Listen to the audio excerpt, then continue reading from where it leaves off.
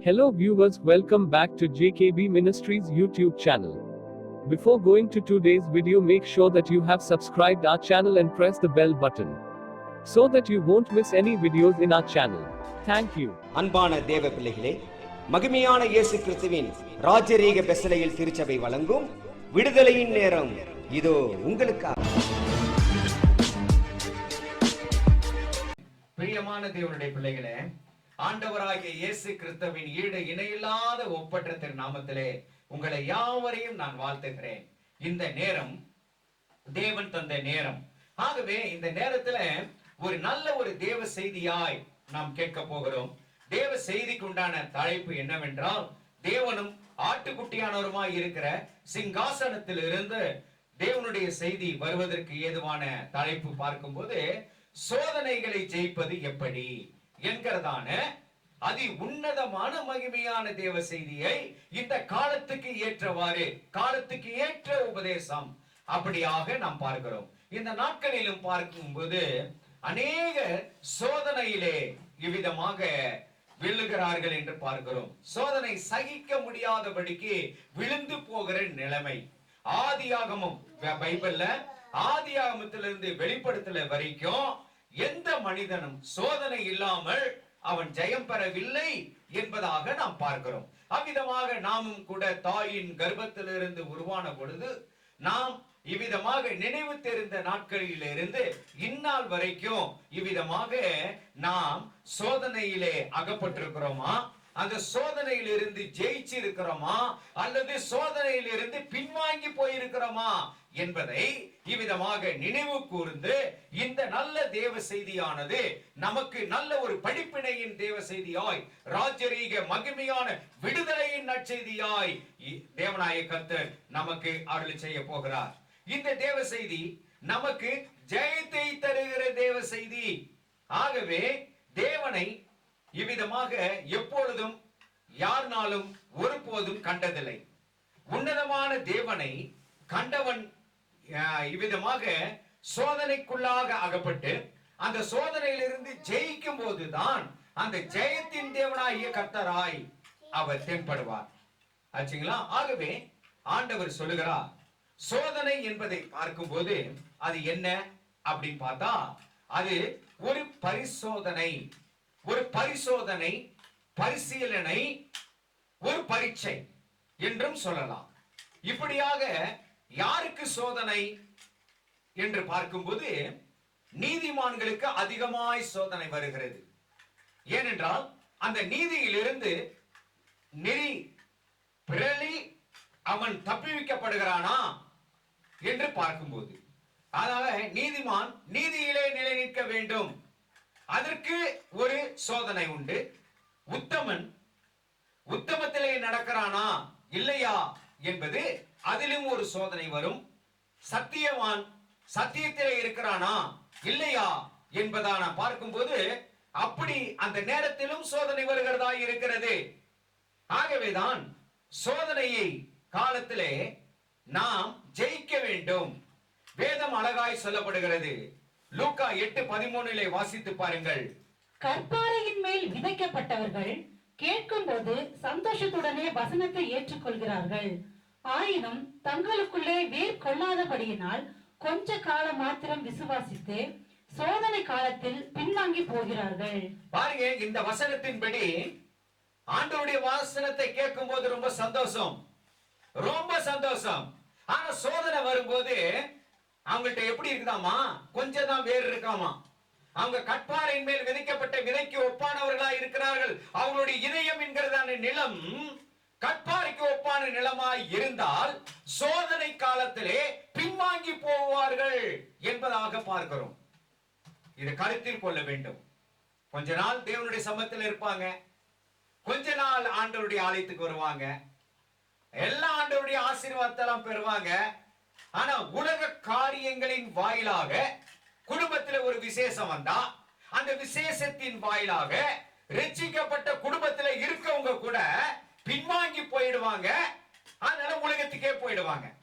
கேட்டா சொல்லுவாங்க, நான் ஜெபிக்கிறேன், நான் ஓய்வு நாள்ல நல்லா ஜெபிச்சுட்டு தான் வரேன், நான் நல்லா பிரேயர் பண்ணிட்டு தான் வரேன். ஆனா அவங்களுக்கே தெரியாது விழுந்து இருக்கிறது. பாத்தீங்களா எப்படிப்பட்ட ஒரு காரியம் பாத்தீங்களா? ஆகவேதான் கொஞ்ச காலம் மாத்திரமே செழித்தோங்கி அவங்களுடைய விசுவாசம் என்கிறதான வேர் ஆழமாய் போகாதபடிக்கு இருக்கிறபடியினாலே சோதனை காலங்களிலே இப்படிப்பட்டவர்கள் விழுந்து போவார்கள் என்று சொல்லப்பட்டிருக்கிறது. ஆகவே சோதனைகளின் வகைகளை பார்க்கும்போது என்னன்னா, ஒவ்வொரு மனிதனும் தன் தன் இச்சையினாலே அவன் சிக்குண்டு சோதிக்கப்படுகிறான் என்று பார்க்கிறோம். நான் விழுந்துட்டு, நான் சோதனையிலே விழுந்துட்டு, நம்ம வாயின் வார்த்தை எப்படி வருது தெரியுமா? ஆண்டவர் சோதித்தாரே, தேவன் என்னை சோதித்து விட்டாரே, நான் விழுந்துடுவேன். ஆனா வேதம் சொல்லுகிறது, பொல்லாங்கினாலே தேவன் ஒருவனையும் சோதிக்கிறவர் அல்ல என்று வேதம் சொல்லுகிறது. யாக்கோபு 1:14 வாசித்து பாருங்கள். அவனவன் தன் தன் சுய இச்சையினாலே இழுக்கப்பட்டு சிக்குண்டு சோதிக்கப்படுகிறான். பாத்தீங்களா? அவனவன் சொல்லப்படுகிறது. ஆகவே சிக்குண்டு அதிலே விழுந்து அவன் சோதனைக்குள்ளாக அவன் விழுந்து விடுகிறான் என்றும் சொல்லப்பட்டிருக்கிறது. பிரியமானவர்களே, இந்த சோதனை எப்படிப்பட்டது? தானாகவே விழுந்து போகிற சோதனை. இரண்டாவதாக, பிசாசானவன் சோதிக்கிறான். அவன் எல்லாரையும் சோதிப்பானா? எல்லாரும் சொல்லுவாங்க, ஐயோ பிசாசின் சோதனை வந்துருச்சுப்பா, ஐயோ தடை வந்துருச்சுப்பா, எதுக்கு எடுத்தாலும் பிசாசு, எதுக்கு எடுத்தாலும் பிசாசுன்னு சொல்லுவாங்க. ஆனா பிசாசு யாரை சோதிப்பான் தெரியுமா? அவனுக்கு உண்டான ஞானவான்களை தான் சோதிப்பான், நீதிமான்களை தான் சோதிப்பான், பெரிய பெரிய கல்விமான்களை தான் சோதிப்பான், வேதத்திலே வைராக்கியம் உள்ளவர்களை சோதிப்பான். தேவ பிள்ளைகளாய் மாறி இருக்கிறவர்களுக்கு தான் சோதனையை கொண்டு வருகிறான் சோதனைக்காரன். மற்றவங்க போக மாட்டான். ஆச்சுங்களா? ஆகவே பிசாசானவன் சோதனைப்படுத்தும் போது அவனுடைய சோதனை எப்படி இருக்கும் தெரியுமா? ஆண்டவருடைய வார்த்தையை வைத்தே சோதிப்பானா. மத்தேயு 4:1 நாம் பார்க்கும்போது அவன் சோதனைக்காரன் என்று எழுதப்பட்டிருக்கிறது. அப்பொழுது இயேசு பிசாசினால் சோதிக்கப்படுவதற்கு ஆவியானவராலே வனாந்தரத்திற்கு கொண்டு போகப்பட்டார். பிசாசினாலே சோதிக்கப்படுவதற்கு தேவாதி தேவன் இவர்தானா? உன்னதமான தேவன் இவர்தானா? மனுக்குலத்தை ரட்சிக்க வருகிறவர் இவர்தானா? அந்த ரட்சிப்பின் திட்டம் என்ன என்பதை தேவகுமாரனை மையமாக வைத்து அவர் இடத்திலே இந்த சோதனைக்காரன் சோதனைக்கு போகிறான், சோதிக்க போகிறான் என்பதாக பார்க்கிறோம். அப்படி சோதிக்க போகும்போது போராட்டத்தை கொடுக்கிறான், பலவிதமான ஆவிகளை உண்டு பண்ணி. இரண்டாவதாக பாவத்திலே விளைவிக்கிறான், தேவனுடைய கற்பனைக்கு புறம்பே நடக்க வைத்து விபச்சார ஆவிகளோடு கூட பின்னி பிணைய செய்து, பொல்லாத ஆவிகள் சீண்ட செய்து, தள்ளப்பட்ட தூதர்களின் நிமித்தமாய் இவ்விதமாக அவன் சீண்டிக் கொண்டே இருப்பான்.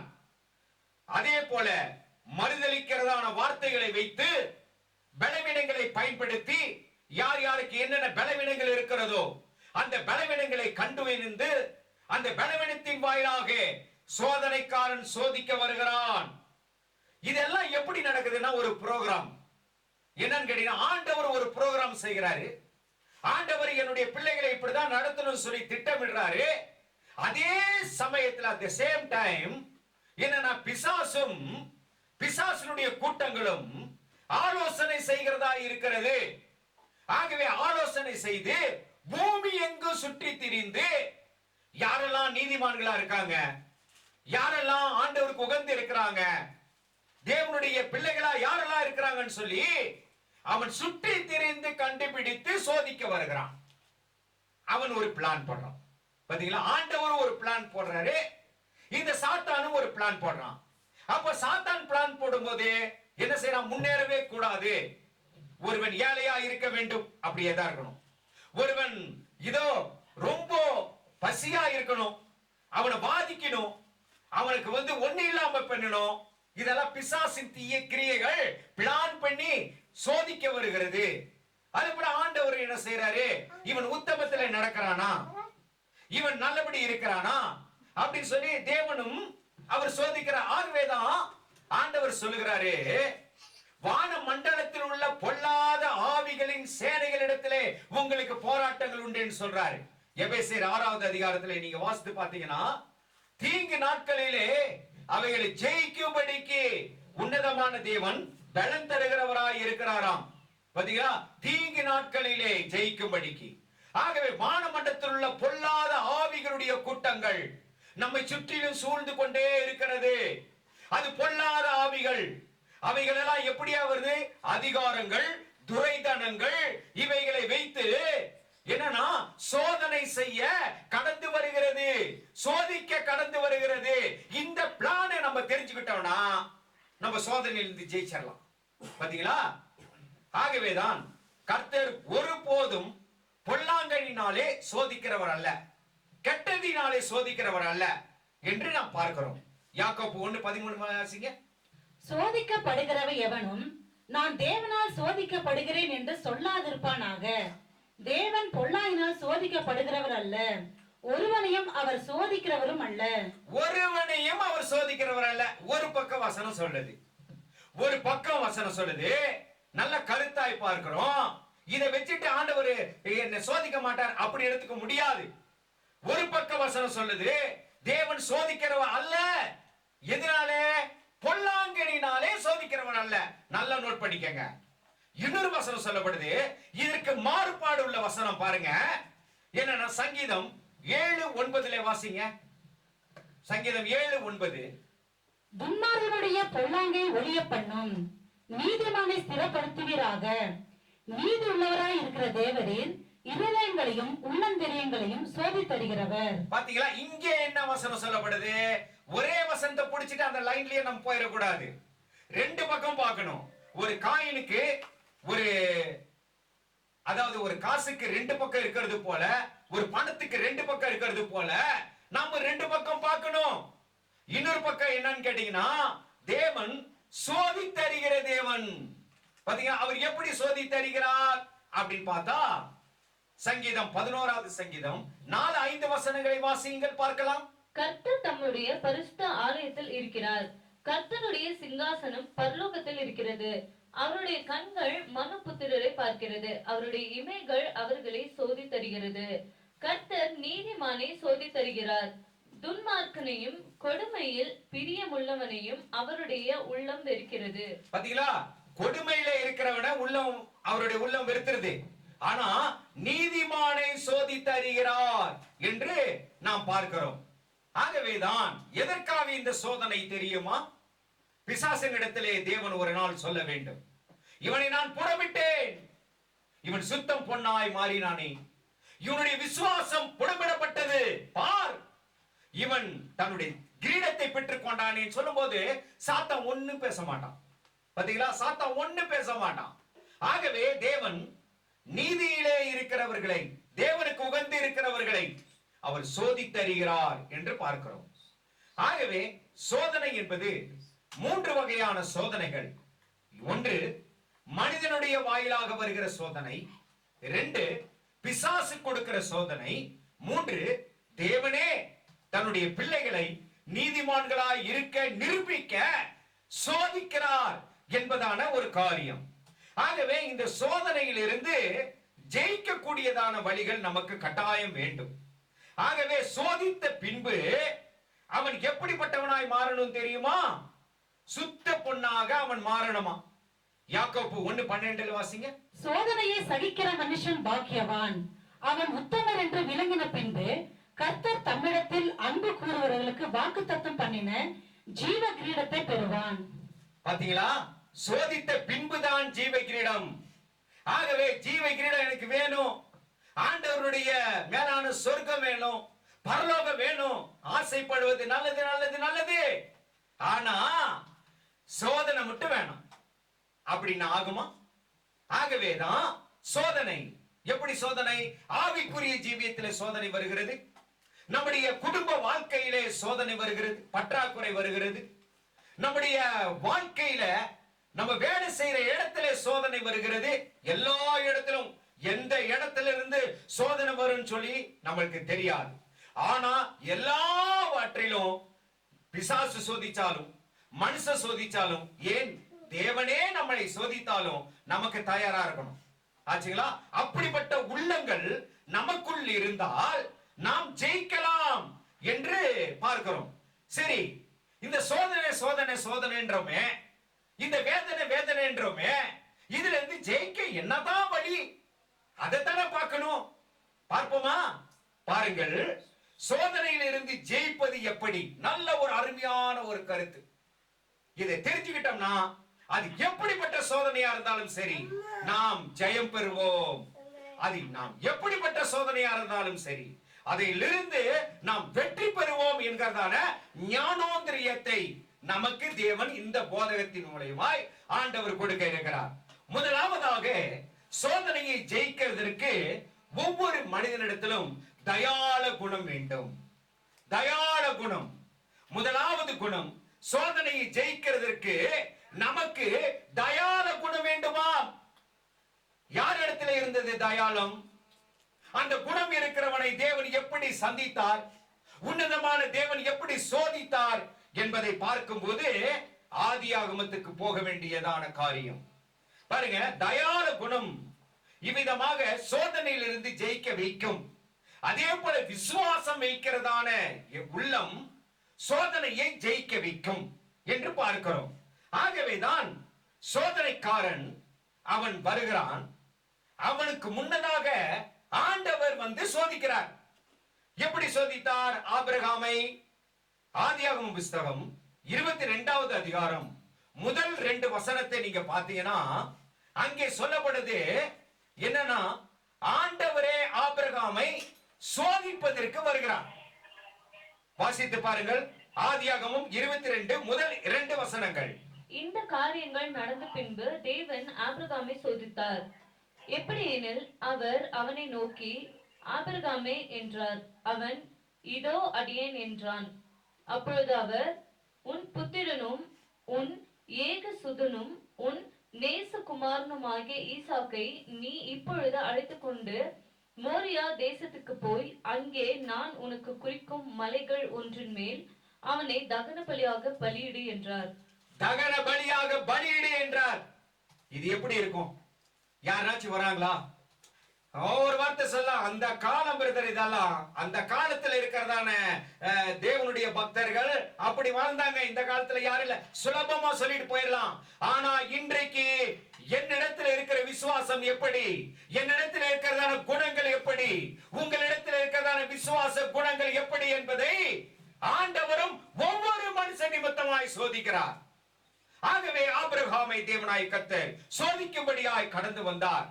உன் ஏக சுதன், உனக்கு பிரியமானவன், உன்னுடைய பிள்ளையாண்டானை எனக்காக பலி செலுத்தின்னு சொன்ன உடனே சாதாரண மனுஷனா இருந்தா என்ன சொல்லியிருப்பான்? ஆண்டவரே, எனக்கோ 99 வயது ஆயி பூரணமான கிழவனாய் இருந்து ஒரு அற்புதத்தின் வாயிலாக ஒரு குழந்தை கிடைச்சிருச்சு. இந்த குழந்தையை நீ கேட்பது நலமாய், இந்த குழந்தையை நீ கேட்பது சாத்தியமா என்று சொல்லி இவ்விதமாக பலவிதமான காரியங்கள் நிமித்தமாய் நாம சொல்லிவிடுவோம். ஆனா இவன் சொல்லவில்லை, ஆபிரகாம் சொல்லவில்லை. அதுதான் ஆண்டவர் சோதிக்கிறார்.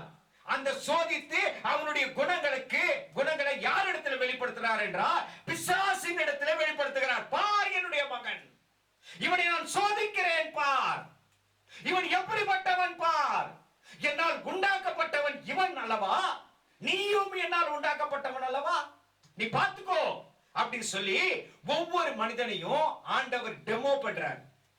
அப்படி பண்ணும்போது இவன் ஒரு வார்த்தையும் பேசாம தனக்கு பிறந்த குழந்தைய ஆண்டவர் சொன்னதுபடி பலி செலுத்துவதற்கு எப்ப தயாரானான் தெரியுமா? அதிகாலையிலேயே தயாராயிட்டான்.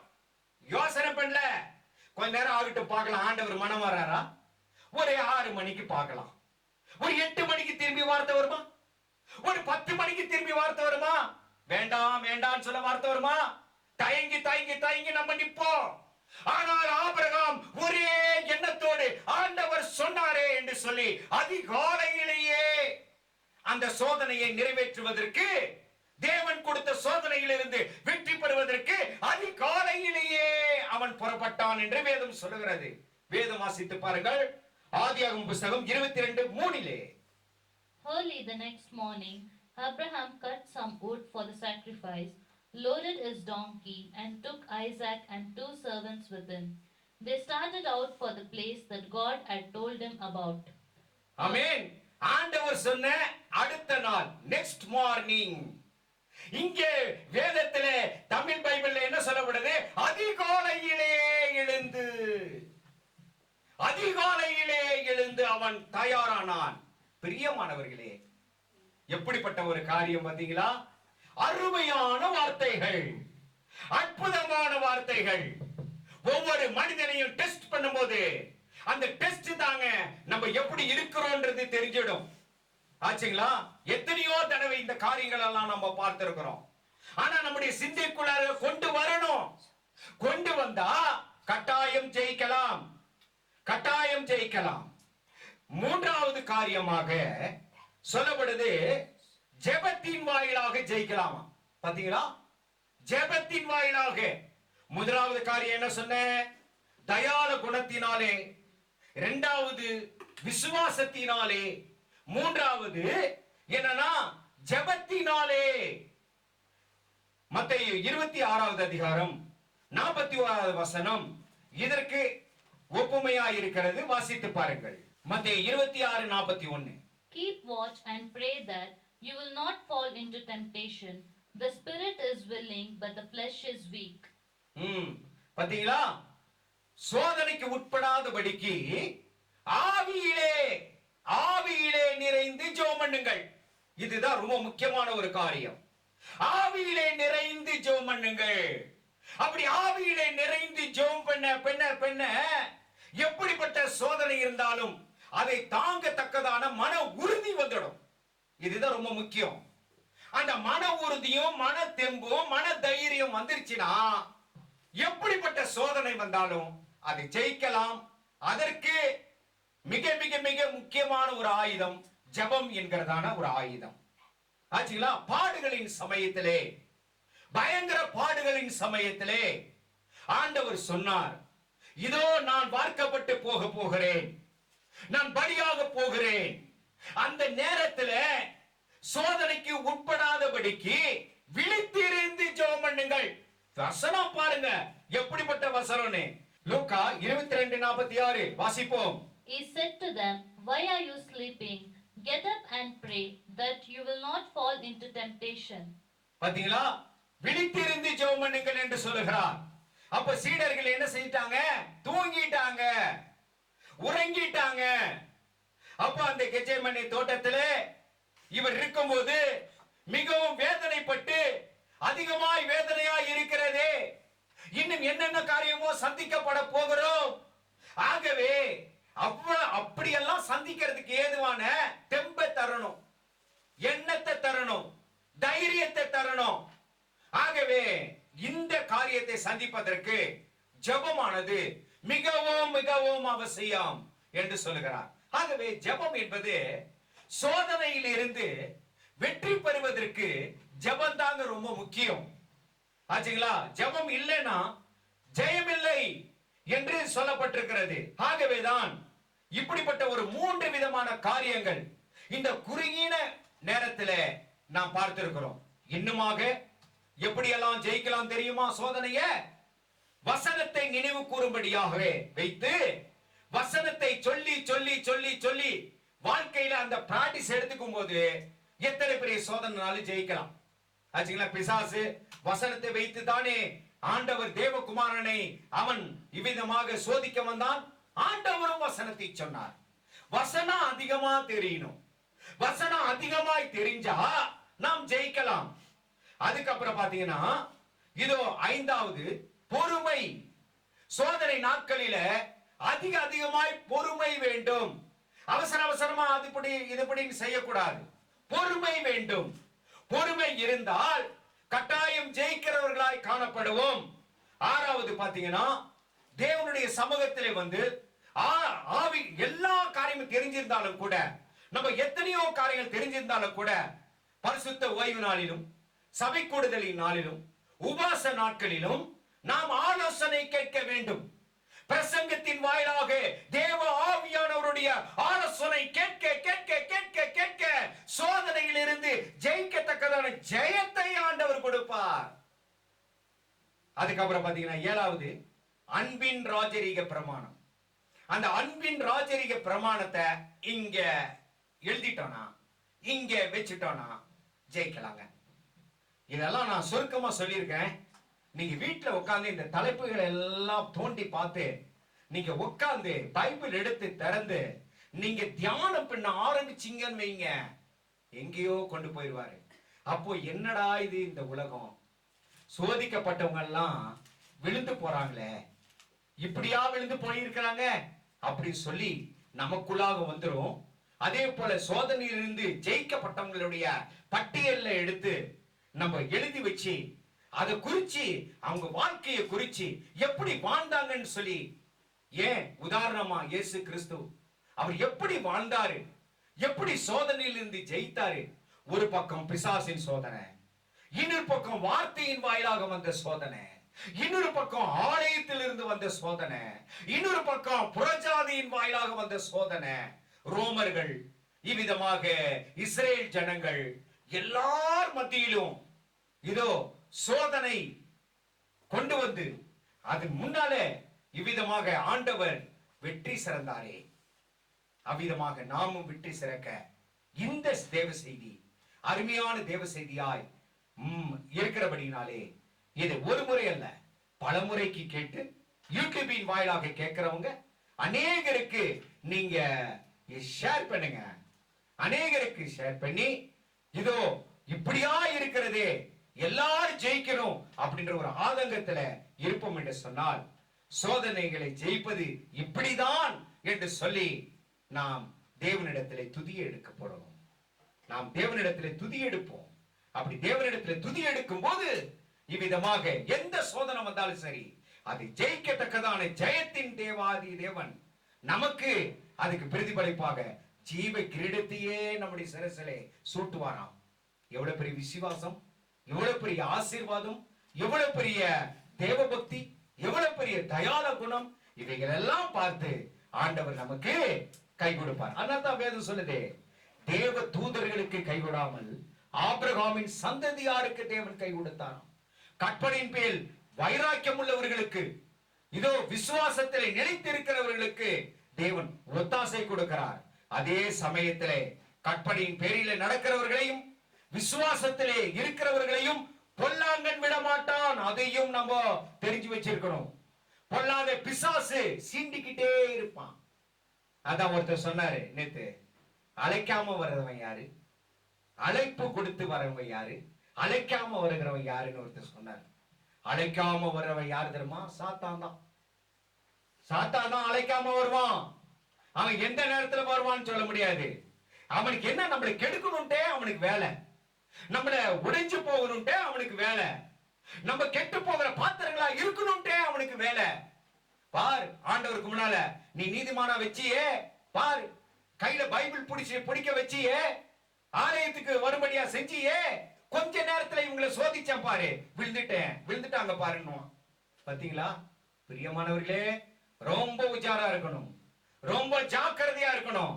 ஆகவே ஜெயிக்கிறதுக்கு உண்டான வழிகளை தேவனாய் கர்த்தர் இந்த விடுதலை நற்செய்தியின் வாயிலாக சொல்லி கொடுத்திருக்கிறார். ஆகவே நாமும் இந்த ஆலோசனைப்படி கேட்டு நம்ம மனசுல வச்சுட்டு, இந்த காதுல வாங்கி இந்த காதுல விட்டுட்டு, அடுத்த வாரம் வந்தவுடனே போன வாரம் என்ன செய்தி கேட்டோம் சொல்லுங்க பார்க்கலாம், தெரியல பாஸ்டர், தெரியல பிரதர், என்ன பலன் இருக்கு? உடனே சோதனைக்காரன் வந்து ஜெயிச்சுட்டு போயிடுவான். ஆனா ஒவ்வொரு நாளும் இந்த வாரத்தில் எடுத்த நல்ல பாடம் ஒவ்வொரு நாளும் படுக்கும் போது நினைவு கூர்ந்து நம்ம இப்படியா நம்முடைய வாழ்க்கையில ஆண்டவருடைய வார்த்தைகளை கொண்டு வருவோம்னு சொன்னா, விசுவாசத்தை கொண்டு வருவோம்னு சொன்னா, தயால குணத்தோடு கூட ஆபிரகாமை போல இருப்போம் என்று சொன்னால் கட்டாயம் ஜெயிக்கலாம். உலகம், மாம்சம், பிசாசு இவைகளை ஜெயிக்கலாமே. இதற்கு உண்டான ஒத்தாசையை கர்த்தர் தாமே நாம் யாவருக்கும் தந்து நித்திய தேவன் தாமே அவர் ஆசீர்வதித்து காப்பாராக. ஆமென்.